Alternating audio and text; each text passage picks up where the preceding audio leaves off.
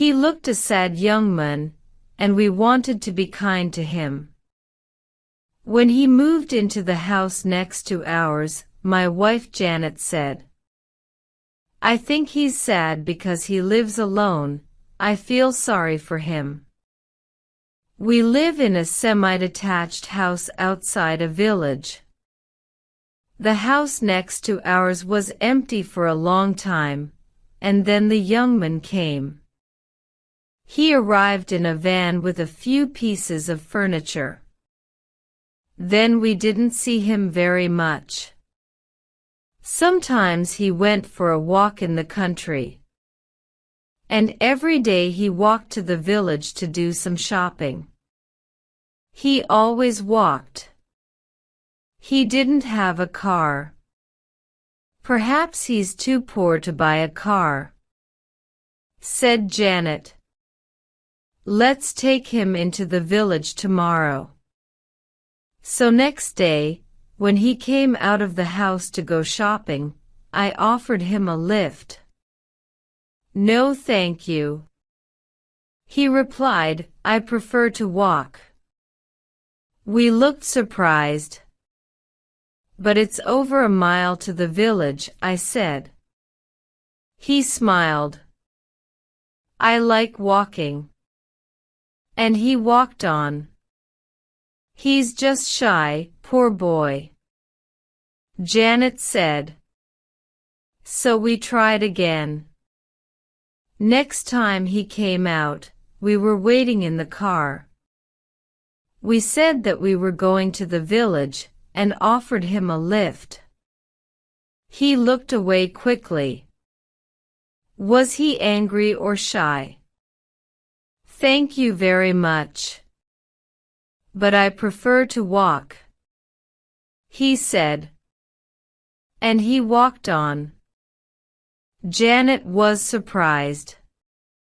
But she continued to think about how to help the young man. "He's very thin," she said one evening. "I'm sure he doesn't eat good food. We must invite him to dinner." Janet and I like good food. We eat a lot of butter and puddings and cream and sweet things like cakes. We know this rich food is fattening, but we like it. So we're a bit overweight. The young man opened the door. Janet was right. He was thin. He looked at me in silence a moment and smiled. "Thank you. You're very kind. But I can only eat certain food. I have a special diet." "What sort of diet?"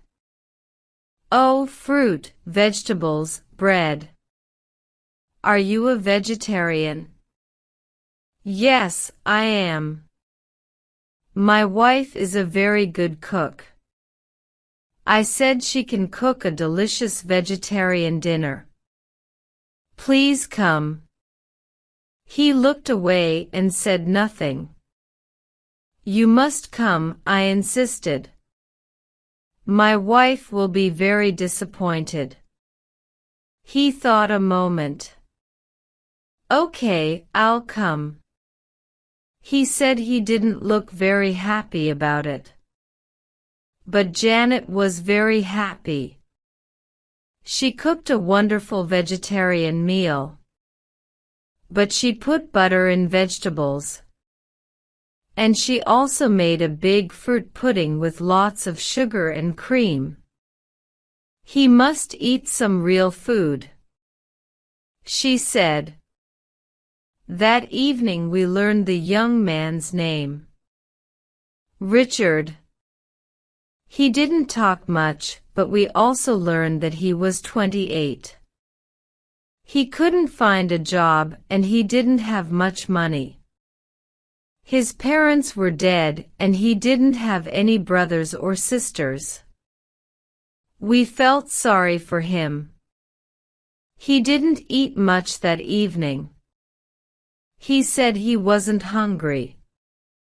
Janet was a little offended. I cooked all that horrible vegetarian food for him, and he left it on his plate. And he didn't drink any wine either. Yes, Janet was a bit angry. But she quickly forgot about it. Then she began to think about Richard again. Poor boy. He's all alone in that house, she said. He hasn't got any friends, and he hasn't got a girlfriend. It's terrible. What does he do all evening? She looked at me sadly. He watches telly like us. Suddenly she had an idea. We must invite him to come and watch telly with us. That will cheer him up. I think he likes to be alone, Janet. I said. He's a quiet person.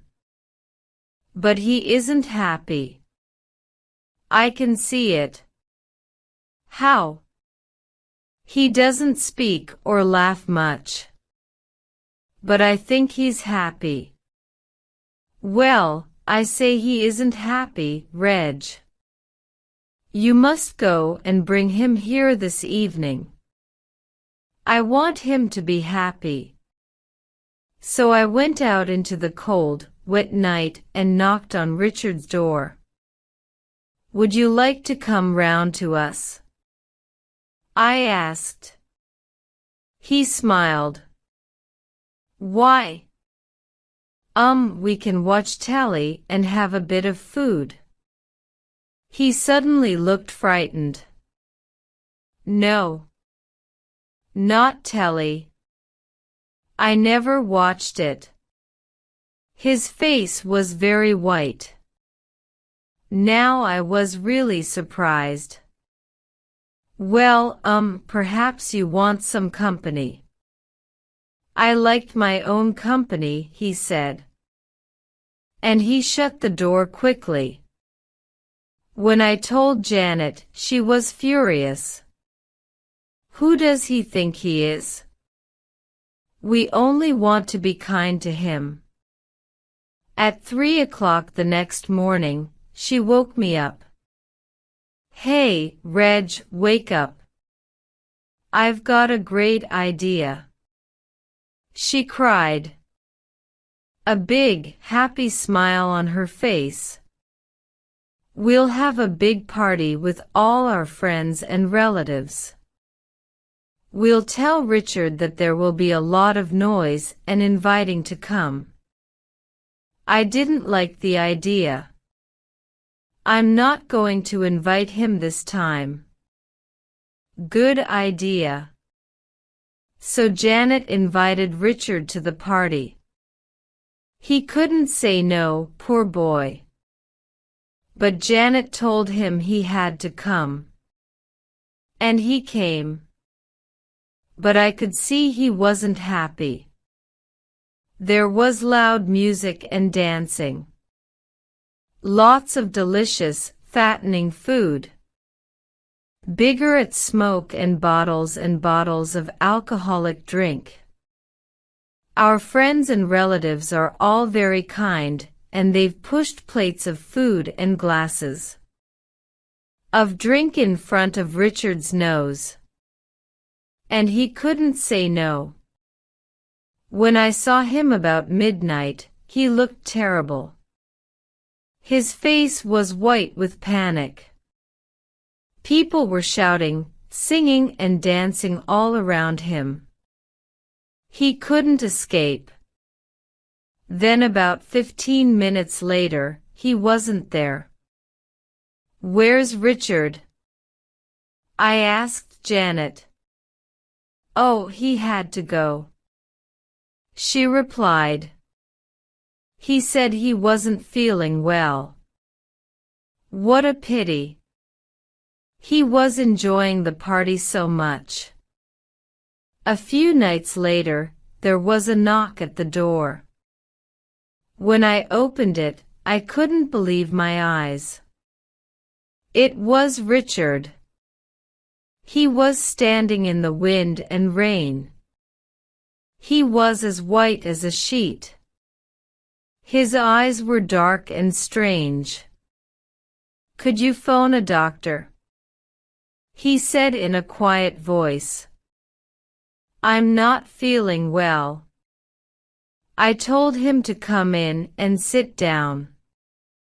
While I phoned, Janet made a cup of tea. Then she sat on the sofa with Richard. She was happy again. "What's the matter?" she asked. "I feel hot. I've got a headache and my heart is beating fast." "Oh, you poor thing," Janet said tenderly. Dr. Rockwell arrived soon and examined Richard. He said, "You've got a fever and your heartbeat is not regular. You must rest. Stay in bed for a few days. Relax and eat plenty of good food. Here's some medicine for the fever." At the door he said to me, "It may be of higher or some. Perhaps an allergy. If he isn't better in a few days, call me." Of course, Janet was really happy. She wanted Richard to sleep in our house, but he said no. He wanted to go back to his house. So we took him next door and put him to bed. Now we could see inside the house for the first time, and we were amazed. He had tables, chairs, a sofa, an armchair, carpets, bookcases, pictures, cupboards, etc. But there was no television set. No video recorder, no phone, no home computer, no hi-fi. There was nothing modern, not even electric lights. He had big candles in all the rooms. He took the medicine and quickly fell asleep. "I'm going to stay here and look after him," said Janet. "Oh, look at this place. The poor boy hasn't got enough money to buy a telly. Let's get our old TV set. He can watch it in bed." "But Janet, he doesn't like TV." But she wasn't listening to me. I knew why she was doing these strange things. We haven't got any children, and she wanted to give Richard all the kindness of a mother. When he woke up and saw the TV at the end of the bed, he looked frightened. He tried to move and speak, but he was weak. The doctor said, "You must rest." Smiled Janet. "So be a good boy. Relax and watch TV. There's a quiz show and then cartoons. Then a comedy show, a soap opera and an old film, a thriller I think." She made his pillow comfortable and pulled the bedclothes tight. He couldn't move. He stared at the TV with great frightened eyes, like a rabbit in front of a snake. "Are you hungry, Richard?" said Janet. He tried to move his head, but it was difficult. "Good. You look so right and thin. You need some real food." Richard tried to shake his head. There was terror in his eyes. "No, I won't listen to you, Richard. You're going to eat and eat and eat. Then you'll get big and strong." Janet cooked some cream of chicken soup and eggs and toast with lots of butter. Come on, don't be naughty, Richard. Open your mouth. That's right. Eat up. And Janet began to push the food into his mouth. She stayed with Richard for 6 days and nights. She slept in the next room. She got her mobile phone for emergencies, but she called lots of friends and relatives and asked them to come and visit Richard. The phone was always ringing. People came and went, and it was very noisy. When she got an old radio cassette player from our house, and Richard had to listen to music or radio programs, she even decided to hire a video recorder. Richard was Janet's prisoner. He did everything she wanted.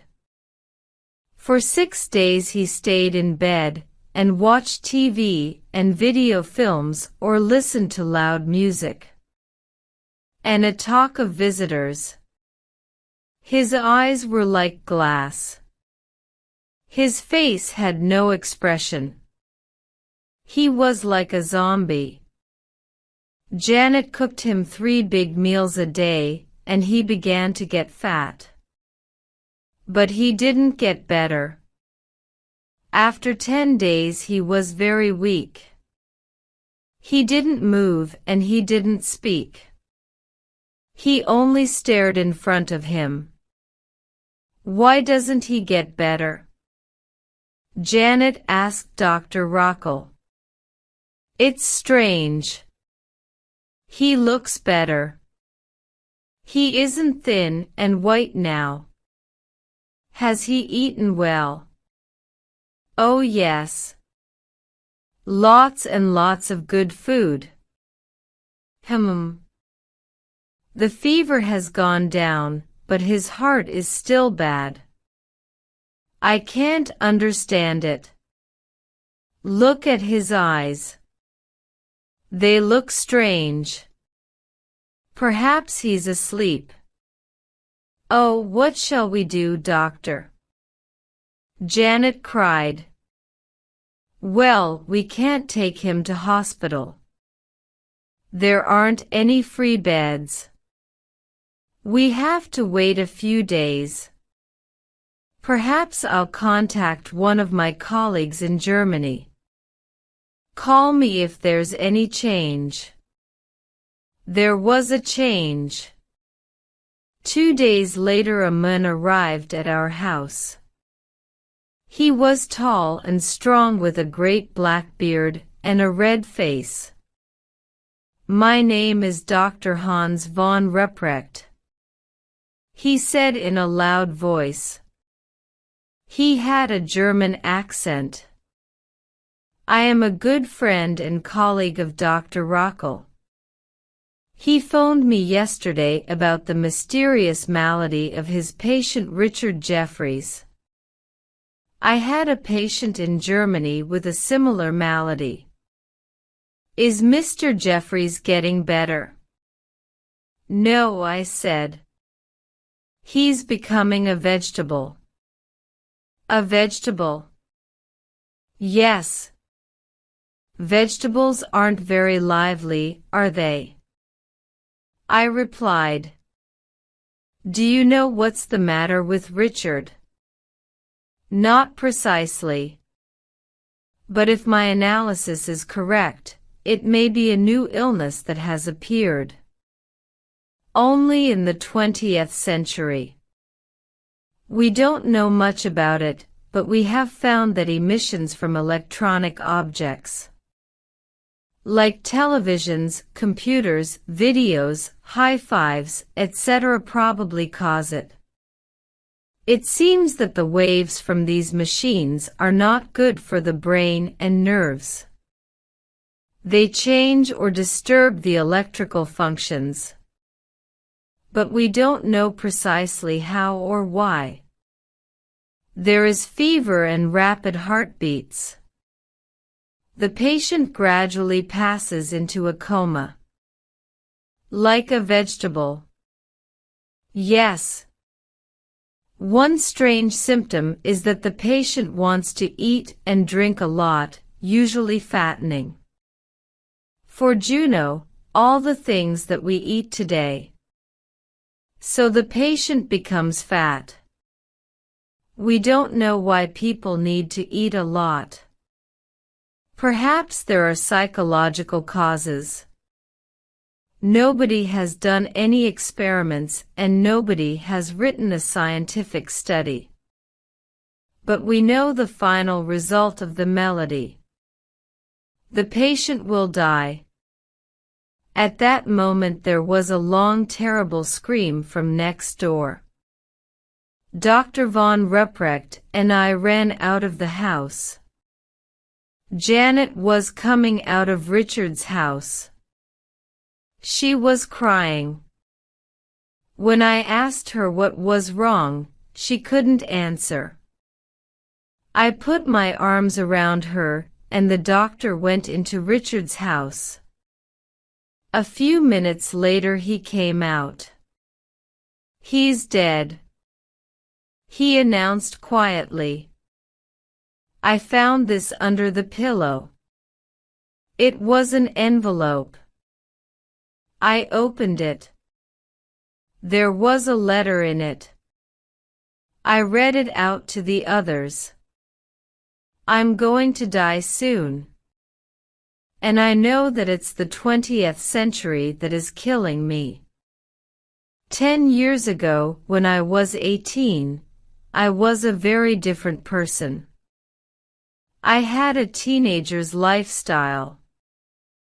I went to discos with my friends every evening. I listened to loud music. I watched a lot of TV and videos. I liked computer games. I was always talking on the phone. Then something happened. I began to feel ill. I had bad headaches. My heartbeat was rapid. Sometimes I felt dizzy. I often had a temperature. I couldn't do my schoolwork. I didn't know why I was ill. I went to a doctor, but he didn't know either. He said perhaps it was my lifestyle. I thought a lot about this. It was true that I never walked. I went everywhere by car. It was true that I drank a lot of alcohol and ate bad food.